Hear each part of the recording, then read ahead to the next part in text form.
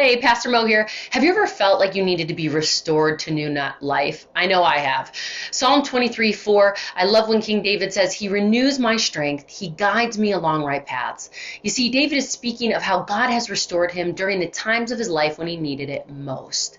So how does your soul need restoring today? Many times our souls need to be restored from worries or anxieties of the things that we can't change, or situations we really don't have control over.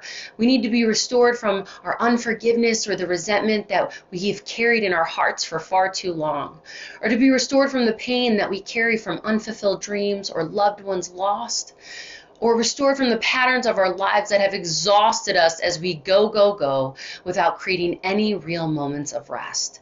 Whatever it is your life needs restoring of, David tells us we have a good shepherd. God takes it all and restores us to new life, giving us contentment in all situations, peace in the midst of life's storms, and a deep sense of joy that is felt in knowing that even during our hardest times, God loves us, never leaves us, and will carry us when we need it most. However you need to be restored, trust that our good shepherd is waiting to restore you to new life. That is our promise. Go live it now like you believe it. God bless.